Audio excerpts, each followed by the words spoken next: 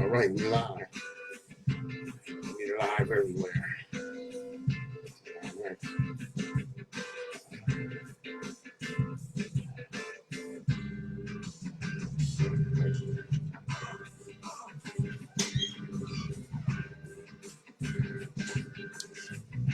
There you go.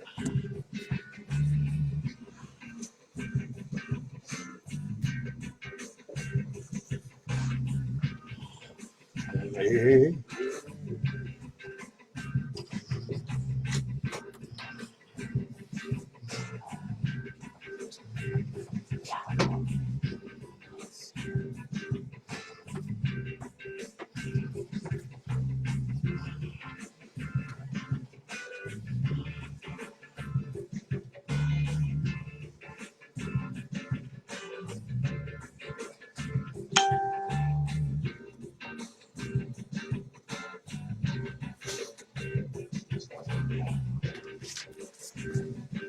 All right. Let's get going.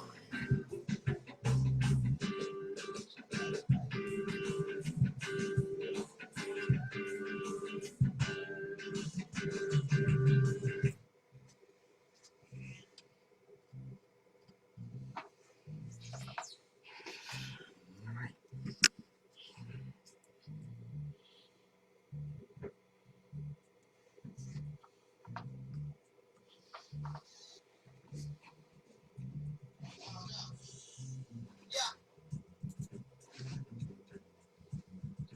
Hello.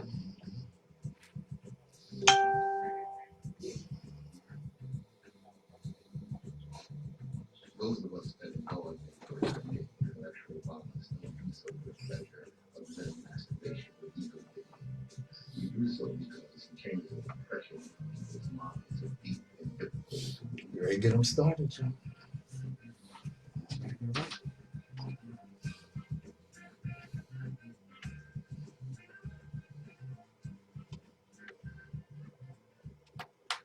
Good morning, my children of the sun. Welcome to the Open Eye on WHGE 95.3 FM. I'm your host and third eye optometrist, Patrice Gibbs, ready to get your third eye open with this good information I got for you. Oh yeah, you get ready to learn something today, and I ain't gonna half step on you.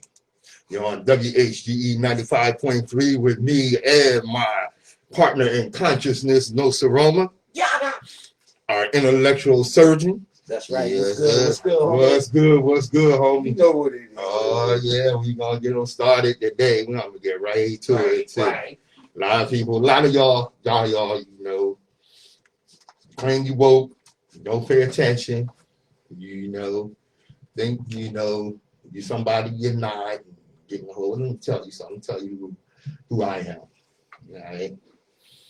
I was raised a Pan-Africanist, and I have been all my life.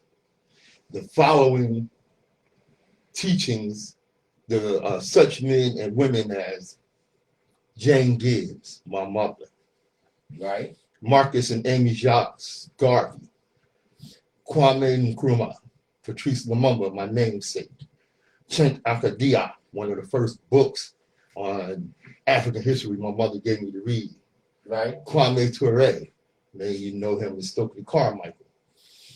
Malcolm X, Stephen Biko, John Henry Clark, Thomas Sankara, Walter Rodney, Peter Tosh, Bob Marley, and numerous others. Pan-Africanism means different things to different people. For some, it implies the unification of Africa, but for me, it is more than that. Pan-Africanism is the global unity of Black people all over the world, with Africa as the base. Call me a dreamer if you like. Right. All great men and women are dreamers. So I dream and work for the global unity of all our people, with Africa as the base and all the power that goes with it. It may take many generations. I may not see it in my lifetime. Right. This is the goal I see. Indeed, the harder and longer the struggle, the sweeter the victory. This does not mean that we ignore the plight of Africans in America or any place else. Mm-hmm. But that is only one phase and not the totality of the struggle. I am Pan-Africanist. Yeah. Yo, bro, this week was Veterans Day. Right. It was right. Wednesday. Yeah. I appreciate your service too, brother, because I know you're a veteran. And Yes, all the indeed. veterans out there, you know what I'm saying? You know, it's serious out there when you fight for a cause that really isn't your cause. Mm-hmm. You know, and then come to back home and then got to go through the things that y'all went through as veterans to get the things that y'all got done now for y'all. You know what I'm saying? That's all good. You know what I'm saying? And like Brother Nsoromma said, I am a veteran. Served 4 years in the Air Force. True. You know, and take a certain level of pride in that. And since I've left the Air Force, you know, especially in these later years, I have been working to help veterans. I consider veterans my brothers, you know, and the show itself is the result of my work with veterans because we're sponsored by the Delaware Center for Homeless Vets. True. Right. You know, the founders and builders of the Pearl Center, the Veteran Specific Apartment building. And yo, that's a nice building too. Yes, sir. You know what I'm saying? They did a real good job on that building. Yeah. Yes, sir. Yeah, I live there. Yeah. That's what it is. You know, specifically for veterans. You know, have to thank the hard work of Dave Mosley. Thanks, Mr. Mosley. Roger Bungie. Thanks, Mr. Bungie. And Teresa Sharp, among others. Thanks, Miss Sharp. Yes, and I was fortunate to be welcomed to the team. True. You know, and we have another program going now. Okay, what's that? It is and you'll hear more of it in one of our sponsor spots. Okay. I work as a employment specialist and job developer.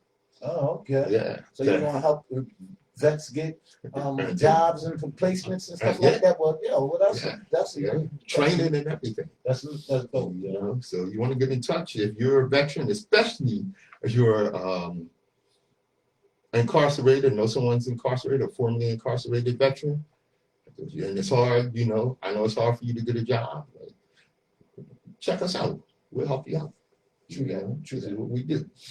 Well, when I was in the Air Force, and I noticed the differences now concerning race in the military. Right. Even when I was in, you know, maybe this thing goes in cycles. I'm really not sure why or how this goes. Mm-hmm. But when I was in the Air Force, and you had a superior do something that was shaky. Right. On a racial level, okay, he could bite the dust for that. Because I had a superior one time that determined that he was going to take my stripes.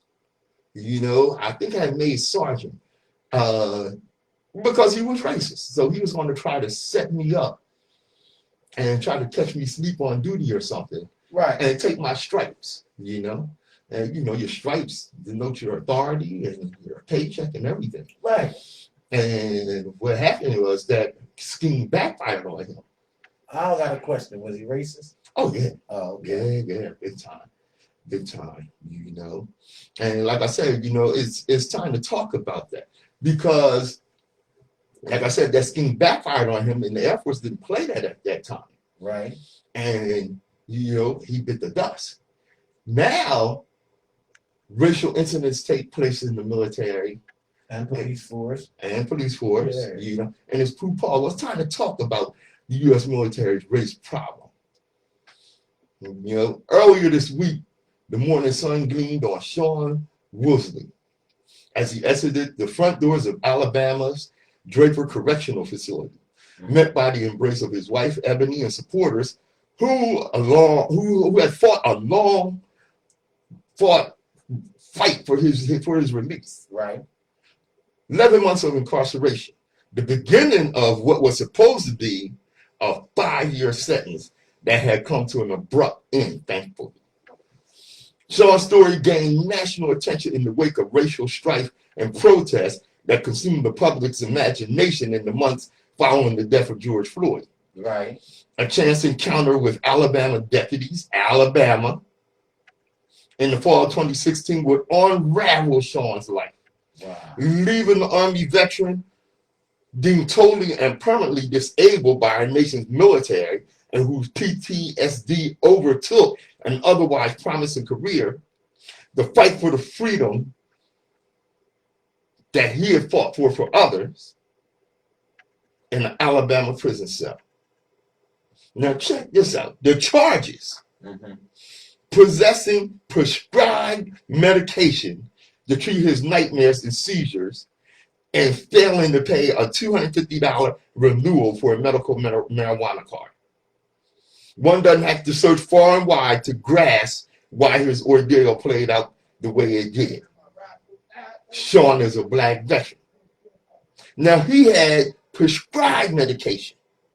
I mean, when you're dealing with these type of officials, it's in the discretion of the official to deem it as criminal or as, medical prescribed. And with a lot of black people and, our young black youths, they can have the proper paperwork and they still get charged for, the possession of the narcotic and not the reason why they have the narcotic. Then when you go in front of the judge or you go to court and they put you through the whole system, you gotta go through a whole ringer of stuff.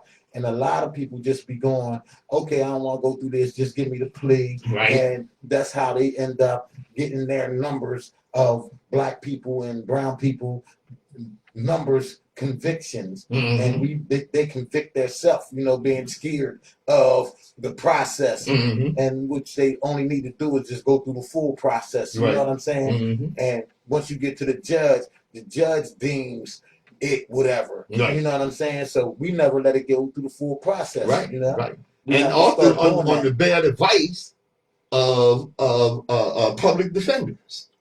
And definitely, because they work for the same people that's trying to get these conviction rates up to look good for their political party. You know what I'm saying? Like, we are just pawns in a game of white supremacist monopoly. Well said, Nsoromma. Black veterans have long faced unique hardships, informed by all manners of racism and discrimination, both in and out of uniform. Right. Since the nation's founding, Black Americans who have either chosen or been forced to serve have been relegated to the margins of our national memory, left without the honor and respect due to them, or full access to the benefits of citizenship that they sacrificed to protect. Sean's story, therefore, isn't necessarily unique, but part of a shameful legacy of how our country often treats its Black veterans. Black military service has not waned under the weight of these realities, but the conditions they endure are worth noting. Black service members remain disproportionately represented in lower enlisted ranks, often relegated to service-oriented roles like cooks, mechanics, truck drivers, and supply staff that leave little by the way of economic prospects after service. Which is one of the reasons I do what I do. We're at this point right now in 2020 that how can this still exist as a structure in our democracy and be the main focus of what's going on right now in this society, the racist acts that have been, It's crazy. I mean, but yet, understand this, there will be the same ones that have all them black cooks and black engineers and all that to suit up and be the first line of defense to stand up for their cause when you in turn treating us like this. Right. You want to put us out in front of everything. So we have to start thinking, man, as brown people, period, man. The results are unambiguous, as Black veterans are twice as likely to live in poverty and presently account for nearly a third of homeless veterans nationwide. That's terrible. And I tell you, for this country, you shouldn't be in need of anything. So they should give you a house. I mean, if you make it through war, people don't know what war is because they have never been in one yet. So the ones that have been to war, you don't know what they go through. You You know what I'm saying? It's unexplainable stuff. You know what I'm saying? So for you to think that that's okay and you to talk to them and disrespect them like that, if they kill you or they have this flashback on not being treated like this in a certain situation and they end up killing you by mistake because they are trained to kill. You know what I'm saying? So the people got to really recognize who they talking to. That's right. You know? Yeah. You know, Black military service has not waned under the weight of these realities. But the conditions they endure are worth noting. Black service members remain disproportionately represented, as I said, in lower enlisted ranks. A military time survey conducted earlier this year noted that nearly a third of all active duty troops have witnessed racism within the ranks. Right. Okay? Now I'm going to tell you something. When, and you know what you said about how civilians don't know what a black person in the military or anybody in the military goes through in times of war, okay, or in times of conflict. Now I was in the Air Force, and there were times where I stayed in the jungle, but I do not know or have experienced the level that someone in the Marines or the Army has experienced. And I was in the military. I mean, it's different wars for different causes. They put you in different areas and sections on Earth. You know, you never know what a person goes through. That's the whole thing. That's the whole thing. And not only that, they can have mental and medical problems. You know what I'm saying? So it's really about being safe out here and understanding that you have to show gratitude and you know, appreciation to some. I say everybody, but definitely to some people, because they demanded somewhat for the simple fact that they did something that you should be appreciated for. You know what I mean? If I'm going to risk my life for you to be able to go into this store because we couldn't go in this store before, now I'm going to risk my life and to change this situation for the whole country. Now I'm supposed to be able to go in the store without a problem. And now I'll tell you something. Something that I did experience, you know, as a very young black man in the military, because I was 18 when I went in. Now, I'm a person that studies. So when I went to tech school, I studied and I did well. Came up top student in my class. So when I went to my first base, one of the attractions of going to my first base was that I would be designated trainer. Okay. Now, when I got there, I'm just coming out of boot camp in tech school. When I got there, I had one strike. I think I got my second strike within 6 months of getting to my first permanent base. As designated trainer, I was low-ranking enlisted man and black. Okay. Not only I was a radio operator. Not only that I worked the shifts in the radio operations, but I had a desk in the admin office because I kept up the tech manuals and I scheduled the training as designated trainer. The supervisors, the 3 shift supervisors who all outranked me, did not like it that this young black man, teenager, was designated trainer. So they went to the lieutenant and complained. As a matter of fact, they wrote a letter to the lieutenant to have me removed from that job. I mean, that's what they do. When they put it, this is what we have to start doing too. I told you, the most powerful thing that we can do is not punch them upside the head, but to actually beat him with the pen. The pen is the worse than a gun. And you know what I beat him with? What? My skill as a radio operator. The lieutenant called me in on the busiest shift. And had me sit at the radio by myself. Now, there are 3 frequencies. He had me work all 3 frequencies by myself. I did not miss a radio transmission in a half hour. He had me, he said, okay, that's good enough. Get up. He turned to those 3 shift supervisors, those 3 sergeants. Right. He said, "Can you do that and not miss one damn transmission?" Right. Ain't nobody say nothing. The lieutenant said, "I don't want to hear another word about Airman Gibbs. Right. I'll beat him with my skill." And that's what we have to do. Right. Right.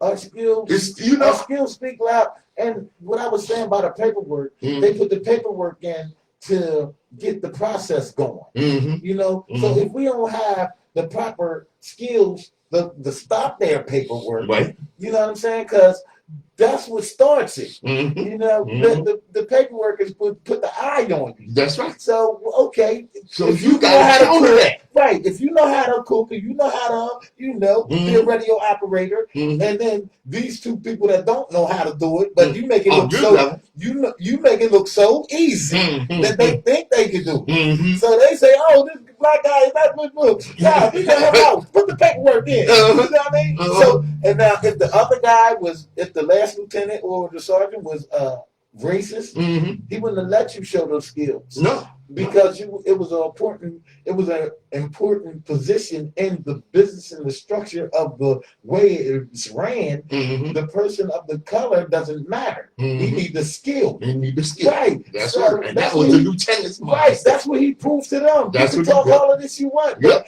do your skills say this? That's right. Right. And a lot of them don't. A lot of you know what? Don't, man. You know what the master sergeant told me? What? It was just like you said. Use that paperwork. He told me, he said, "Now they're going to dog you out for this.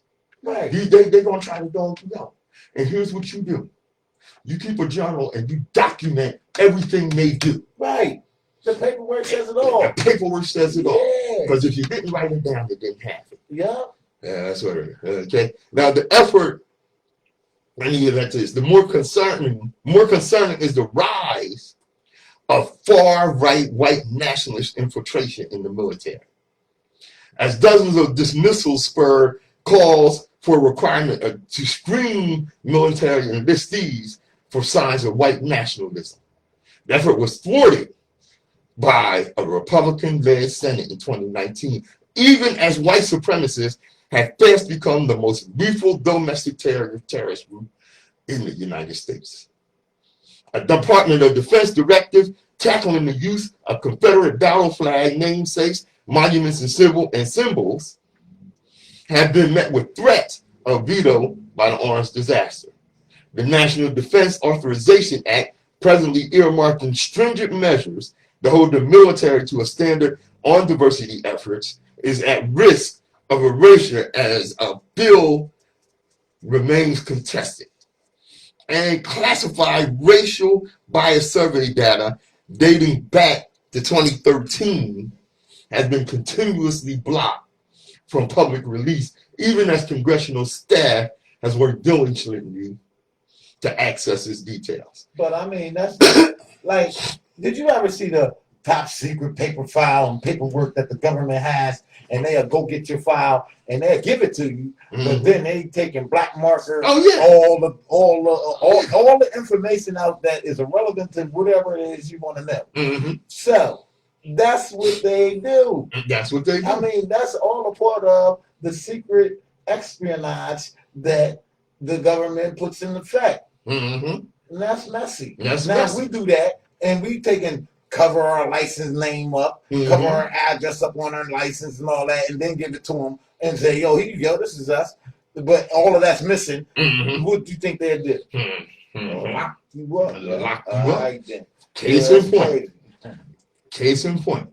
The appointment of General Charles Brown as the first African-American Chief of Staff of the Air Force stands in stark contrast to a report noting that black airmen were 71% more likely to face court-martial and non-judicial punishment. The highest disproportionality across any branch, and the one that speaks to the dire need for redress, not merely representation, substantive as it may be. Though minorities account for nearly 43% of the total force, only 2 out of 41 senior ranking military officials are black. In fact, Though black women serve at a higher rate than any race or gender, none are represented in the military's top brass. No, man, it's just the structure of the racism in America is just overwhelming when you really take a look at it. Mm-hmm. And people that don't really recognize that this is going on, they're jokes. You know what I'm saying? So, I mean, we as a community of brown, black, colored, or mixed people, because they don't like mixed people either. No. So, No. we have to really structure a infrastructure to survive without them. Word. You know what I'm saying? Mm-hmm. And a lot of us don't do that. A lot of us don't have independence. No. You know? No, we don't. No, we don't. Well, you know, I'll tell you something. Black veterans continue to fight battles on multiple fronts, as they always have. The question is, will the public join us? I mean, we need to, because there's always going to be wars that's going on through this democracy. You know what I'm saying? Yes, so sir. You may be that veteran 2 years from now. Mm-hmm. With the way the world going, they just call for everybody, every male, or you know what I'm saying? Do the what you call it when they come get you, the draft? Right. They bring a United States world draft in effect Mm-hmm. and get every man Mm-hmm. from the age 18 to 60. On up. 18, Right. I think it was 37. But I'm saying, I said the 60 because they go overboard. It need everybody. Yeah. You know what I'm saying? Yes, sir. So, I mean, it's messy. It can be. I'm telling you. You got that right. And like I told you, Dover Eye is brought to you by the Delaware Center for Homeless Vets. Right. WHGE 95.3 FM. Yeah.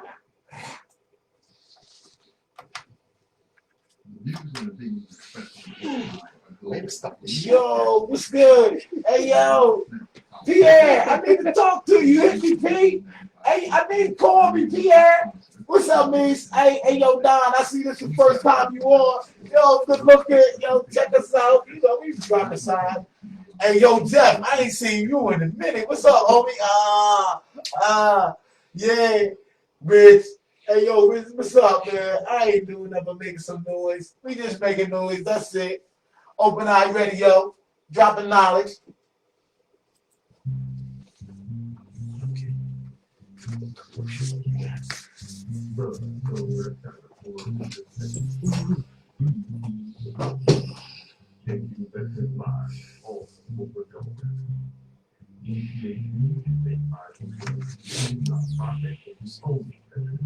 Specific nonprofit in Delaware, utilizing the Housing First model to provide veteran-specific housing, center case management, and supportive services since 2009. Delaware Center for Homeless Vets was founded by veterans to help veterans. We understand the need as well as the military and veterans normally misunderstood by other nonprofits. Delaware Center for Homeless Vets is proud to announce Homeless Veterans Youth Integration Program and Incarcerated Veteran Transition Program. HCRT, IEP are the only programs to focus exclusively on competitive employment for homeless veterans, provide job training, counseling, and job placement services, including job readiness, literacy, and skill training, expedite reentry veterans in law enforcement. Contact the Delaware Center for Homeless Vets at DHD.org or call our office at 691-7411. That's 302-691-7411. Delaware Center for Homeless Vets. Check Veterans Live all over Delaware.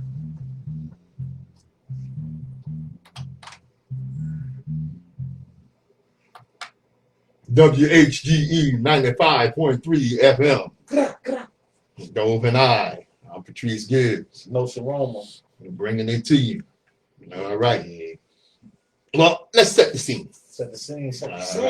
All right. You're a single parent with a child. True. You work full time for $14 an hour. True. You bring home roughly $800 per paycheck. Right. your bills, rent, $1,000. How many times I'm paid? 2 weeks or 1 week? That's what, 2 weeks? No, 800 for 2 weeks.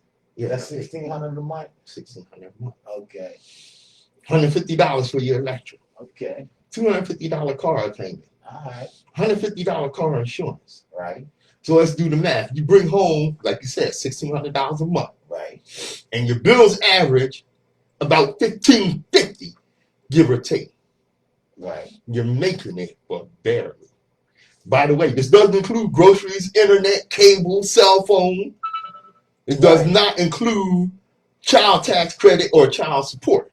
Or child care. Or child care. Okay. Right. Now, that right there puts you over the limit, another $1,200. Yeah, buddy. So you make it 1,600, Mm-hmm. and you need 2,400 to make it work. Right. You know what I'm saying? And that's what. And one day miss the work, you'll really be jammed under, up. right? You And that's where a jammed lot of Americans is living right Yeah. now. I'm one of I heard that. Now, on top of all that, right? it's December. And Christmas, Yeah. the holidays that they make And up it's to make cold. money up. He And you get a bill from the electric company for $600. See, Now, how you gonna pay that? To put it simply, you don't, because you can't. So your power gets shut off. another problem. See, that's what it's designed. America's designed to Mhm. make problem after problem after problem. That's Yeah. why everybody strives to be financially stable so they can get out of problematic, systematic, poorness Right. that Working America, poor. America inflicts on you. You Mhm. miss one, don't miss a week from work. Oh my God. You'll have to go kill yourself. And you know, so you get this $600 bill which you can't pay, so the power gets shut off. Right. But you know what the lease says? It says you get evicted if your utilities are terminated. Not only that, but before that, the state come because you can't take care of the kids that you got, and they take the kids first before you get evicted. So it's like a lot that goes on with the structure, man. It's a structure, systematic thing. You have to really look at it. Yep. So now you in court, crying to a judge who don't give a damn, and you got 10 days to get your ass out. That's terrible. Wait a minute. You in luck because you found somewhere within 3 days with 3 days to spare, and it's about $650 a month. But to get in, you have to pass a background check and credit check, which you can't because you just got evicted. Plus, you ain't have no credit when you got where you got evicted from. And you never been a criminal, but even if you could pass it, you're looking at $1,300 to move in after paying the deposit in the first month's rent. Time's up. Landlord shows up 7 a.m. with the police and changed your locks. So now you're living in your car with your 7-year-old son and everything you need to get by. You tried to get a storage unit, but you don't have a billing address, so they can't rent you one. So you can only take what you could fit in your back seat of your car. You have to pay to shower at local truck stops and eat whatever can be cooked in the gas station microwave. Someone sees you and your son living like this and calls CPS. You know what CPS is? Child Protective Care and Services. Child Protective Services. Guess what happens next? They take your kid. Oh, man. As if this isn't devastating enough, you lose your job too, because an employee losing their child reflects poorly on the company. Oh boy. That's when you go to get Chuck D. You go in the Chuck D mode. Burn, Hollywood burn. So now you apply for an apartment with the region where waiting list is 3 to 7 years. Then you go into Walmart to put in an application. When you get back to your car, you see your back window been smashed out because somebody decided to help themselves to your belongings. Remember that it is December and really cold, and now you have damage to your only shelter. You call your car insurance, who says your deductible is $1,000. And they're going to increase your monthly rate since you're now high risk. You call the homeless shelter as a last resort. and all the bids are full. I'll stop right here because I think you get the point. The people we work with every day are these people. We are these people, like Nsoromma said. We are all so close to homelessness and don't even realize it. All it takes is one unexpected bill, one fender bender, one layoff, one house fire. One missed day of work. One missed day of work. Right. So instead of talking trash, because I see a lot of people do that, about people who are poor, or homeless, or need assistance, why don't you try being thankful that you're not in their shoes? I live in that. I live in that realm of thankfulness for being alive. I You know heard what I'm that. saying? So Yeah. that's why I stay happy. I stay happy for the reason that I can even be happy. You understand? I have the ability to be happy for living. So I'm just happy for living. I You know heard what I'm that, saying? bro. So anything else come after that, I don't care. Because long as I can make it to the next day to be happy to be living again, I can make a change. You I know, heard that. you know what I'm saying? Yeah. So it's all about respecting life, period. You know, Mhm. and then other things will fall in effect. You Yes, know sir. what I'm saying? To Yes, me. sir. You know, I know I had people get on me for giving people money in the street. The thing is, and I was asked why I do that. And I told them, because I know what it's like to have nothing. This is Open Eye. Nsoromma, Patrice Gibbs. WHGE 95.3 FM.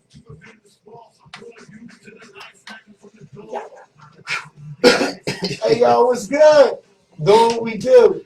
Hey, yo, Pierre, hit me. Hit me, text me with your number.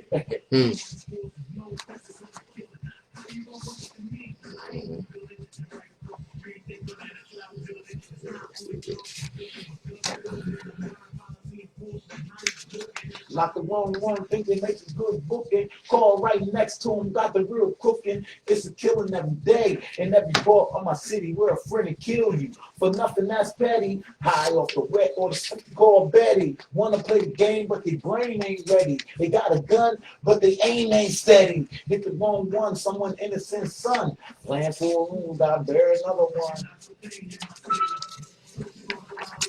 Yo.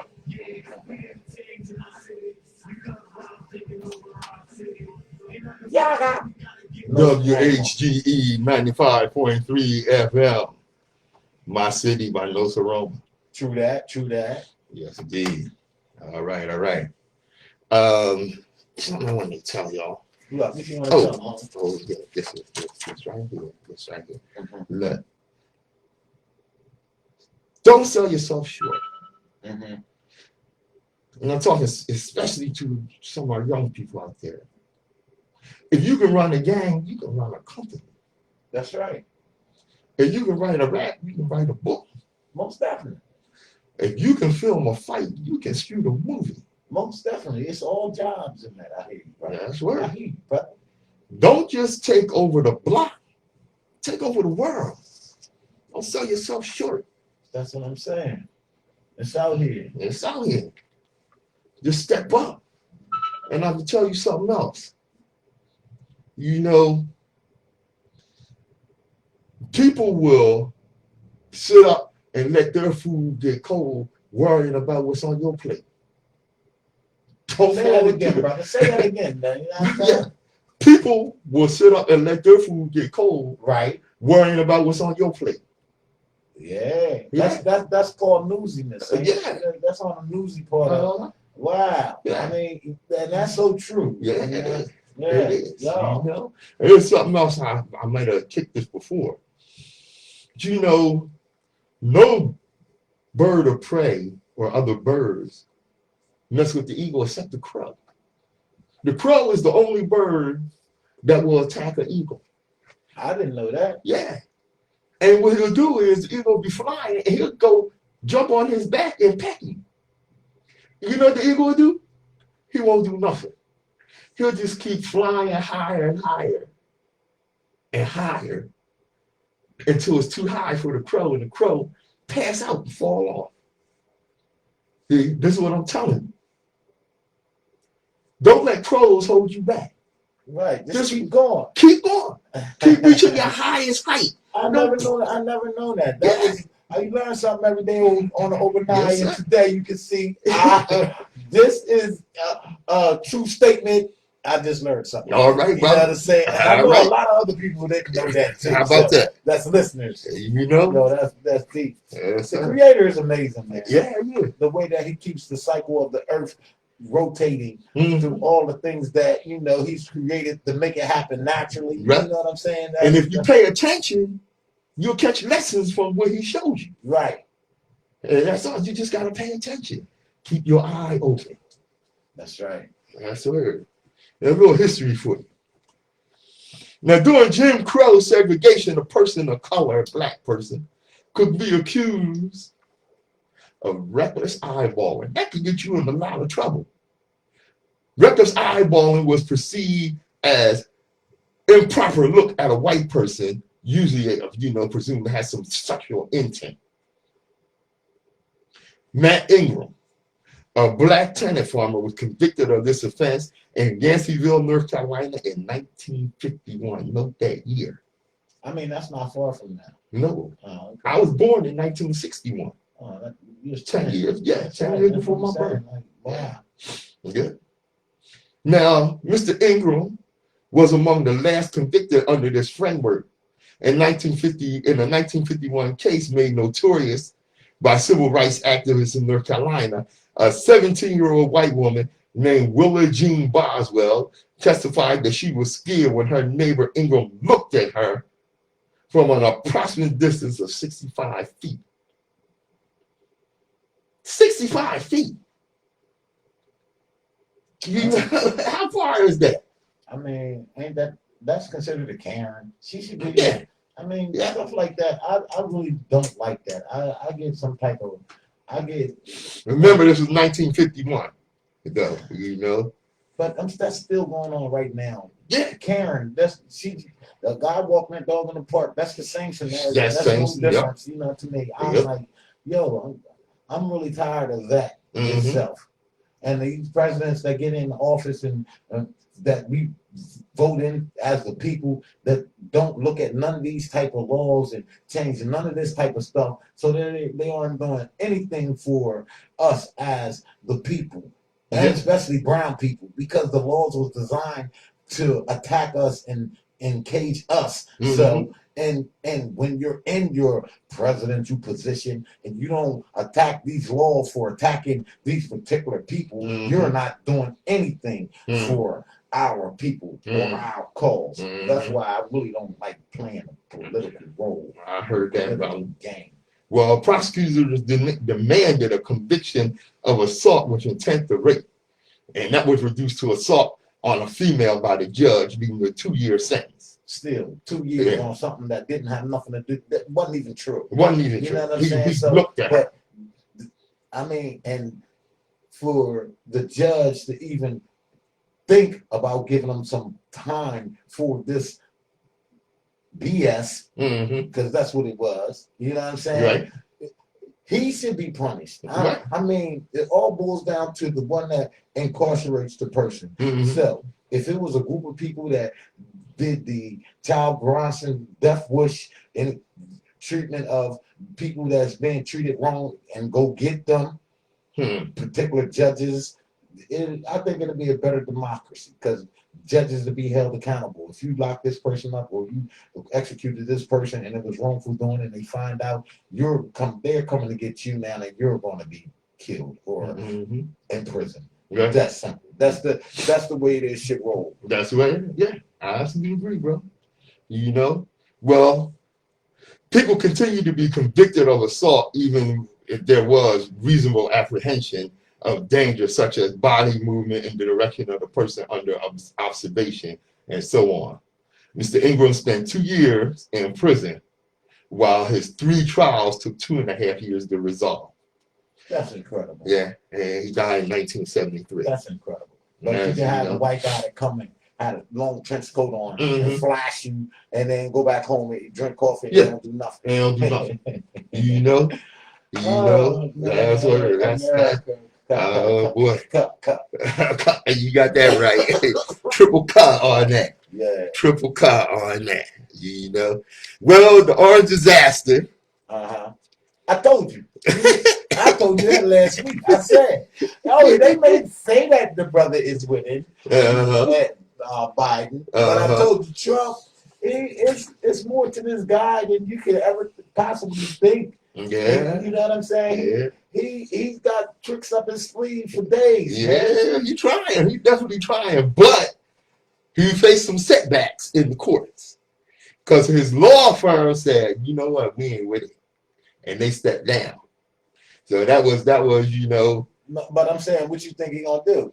Oh, he gonna keep on because it's easy. Because why? He got money. If that law firm steps down, no problem, Frank. I'm gonna get you another law firm. Exactly. It's just that easy. Pick up where he left off, man. He's scared, man. You know. Well, I will tell you what. What? Now the rumor is going around that, and I doubt if it's going to happen. What? The electoral college, the electors in the electoral college, right? They vote December the 8th, right? And that's where the president you be sworn. Well, that's when they know who the president really is because they vote him in. Right, the electoral college. Right. Yes. Now, all the people that put their votes in don't mean anything. That's what I was saying. Because the electors, right? Because the electors makes the decision, right? And they're all basically Republicans. No, they're not. They're not. But it's a lot of that's where the money come in.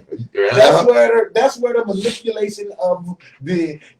If I got your daughter tied up in the basement, you talk about you want to vote against me, and I say, yo, I'm gonna send a piece of your daughter to you every Tuesday for the rest of your life, and you don't do what I tell you to do. Yeah. Come on, man, you know what it is. The U.S. Marshal's gonna come drag his butt out of there too. That's what's gonna happen. No, because if the electors go, and that's one thing. The electors go against the popular vote, but the electors go against the count that has already been decided in the the electoral college vote, right? Which, what is it? Biden got 290, Trump got 230, somewhere around there. It might be 300 to 220, whatever it is. Right. Right.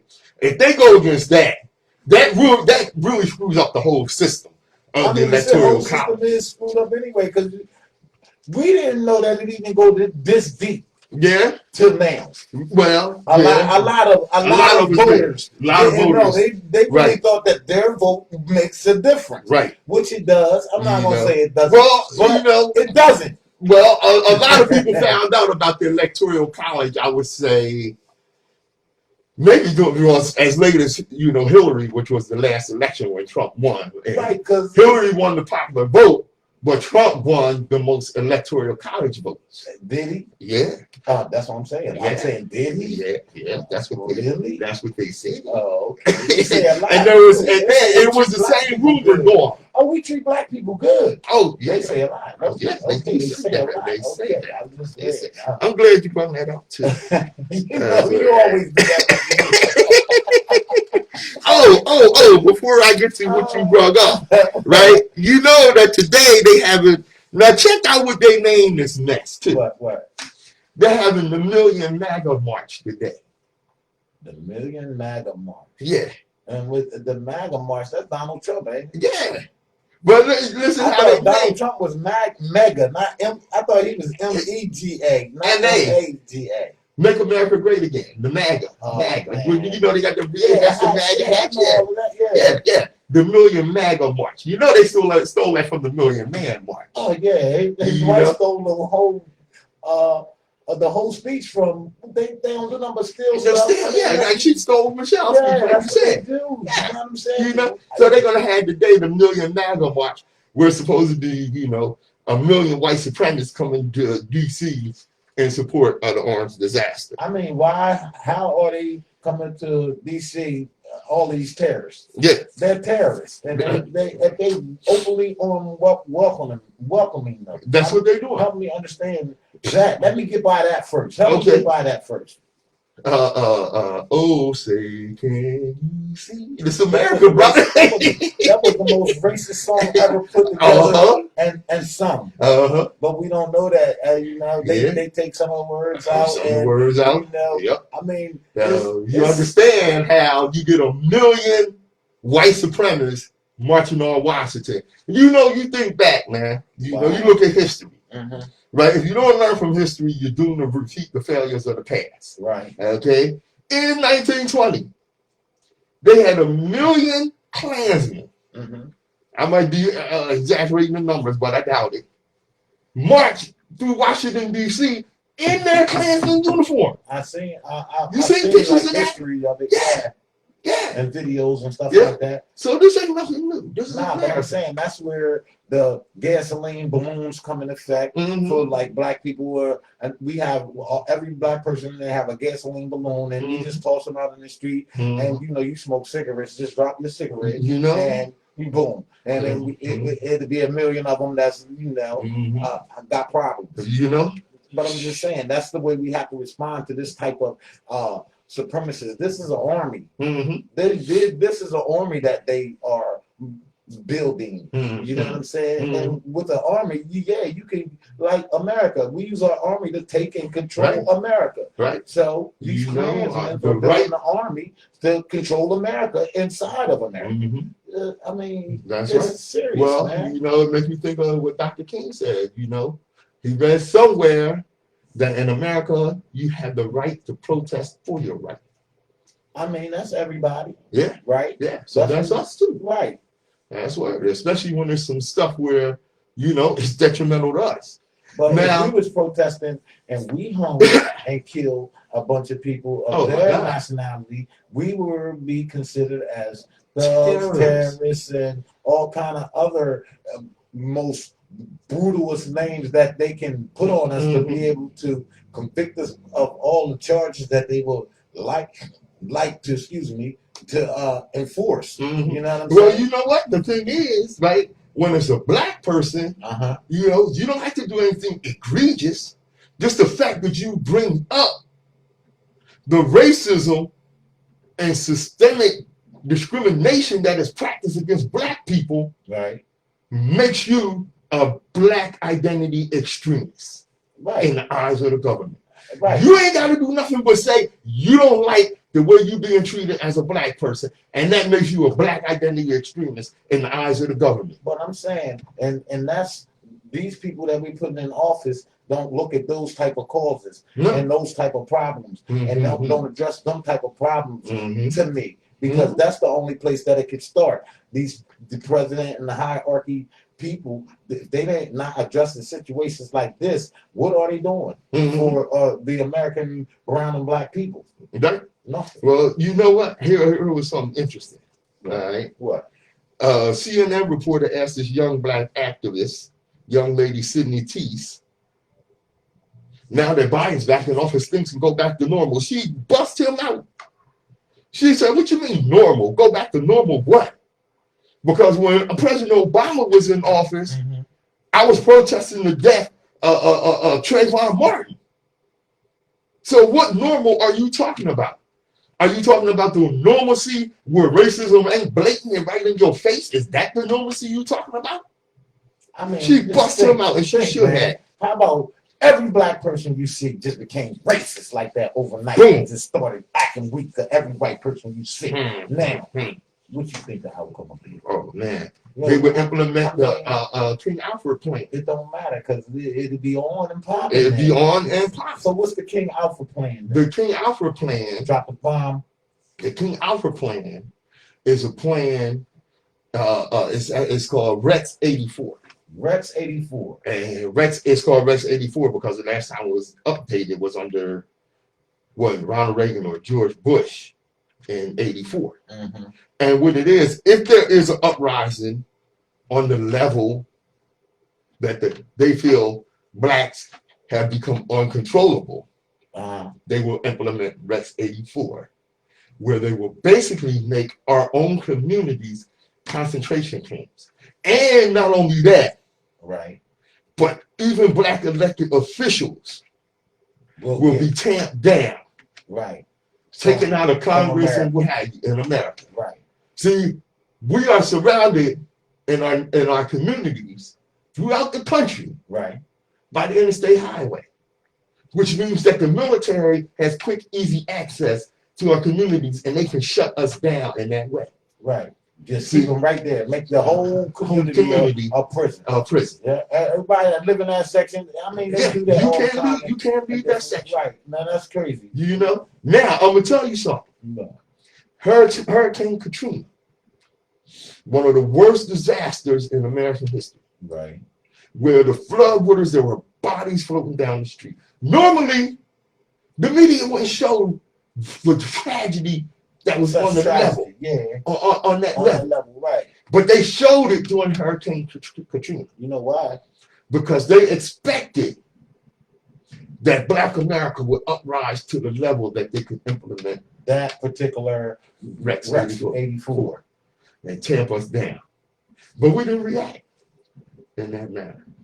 I mean, that's incredible. Yeah. And remember how bad Black people were treated during Hurricane Katrina. Never forget that, as a matter of fact. I mean, that's they wait 2 weeks to bring water and stuff like that. Yeah. I mean, bodies floating. That's why I particularly stay on go. Mm-hmm. I mean, you know, in some points you have to be ready to die. Yeah. And that's what, you know, Malcolm and Martin Luther King realized after they try to be Mr. Nice Guy and talk and become part, can't beat them, join them type thing. No. Once all that was basically out the window and they started realizing that it has to be our own agenda, our own money, our own plans, our own everything. Right. That's when they got killed. You know what? And there's something Malcolm said, by any means necessary. And that's why they killed him, for them words. Martin said, don't be afraid of anything, not even afraid to die. And never bend your back, because a man can only ride you if your back is bent. Now, Joe Biden said, you know, after he was declared the winner, he said the African American community stood up for me. So you always have my back, and I have yours. We're going to hold you to that, Joe. That's right. I mean, okay. You think we ain't? You sorry for all the stuff you did to us back then. We going to see. Yeah. We're going to hold you to that, Joe. Because him and Kamala, they were the worst and the most convicted, incarcerated Black people, putting in jail people that came up in their ranks. Right. Straight like that. So if you don't know nothing about them, know that they had the highest incarceration of Black people being incarcerated between the both of them ever. Well, I got some demands for y'all. All right. Black society's top priority is economic empowerment. Right. That's my major demand. I'm gonna give you some more of these demands next week. Now, you know, time fly on us, brother. I know, bro. You know, time fly on us. I gotta go to the other job. I heard that, bro. I heard that. Let me tell y'all something about our resilience. That means our ability to overcome. Of course, there are obstacles that impede our progress. Right. But as long as we approach these with a negative defeatist mindset, we will never advance. Speaking into existence. My family didn't have the wealth, education, financial, corporate legacy, or connections. Therefore, my future is predetermined to be dismal. That's BS, y'all. True. We are a prime example of what determination, courage, and resilience can produce. Sure. There are many that will and have made great strides and will open doors and bring many with them. I reject the naysayers. Many claim that Dr. King messed a lot of people up and set them up for failure and disappointment by telling Black people we can do anything. Guess what? What? We can. We can. Absolutely. Neither the obstacles, lack of resources, nor access to the ball and all that comes with that has stopped us before. We got to take hold and remember who we are. Because even with substandard resources, we still achieve. Yo, did you ever see that? It was like a teaching seminar, and the guy had all the students line up, and it was all different races of students. Mm-hmm. And it's like, if your parents got a car, step forward. Mm-hmm. And if your parents got a big house, step forward again. And if you got this, step forward again. And boom, boom, and step forward again. And he was saying all these things that white privilege brings. Right, white privilege puts ahead of all these people that was in line too. And he ended up being like 30, 45 feet, 65 feet, that chick. Really? Yeah. That's how much advanced they start off in their how far position. they get of us. Yeah, ahead of us when we done nice messy, man. That is. But in spite of all that, right, we still be in front we of still count the times that we have triumphed in the face of that adversity. Right.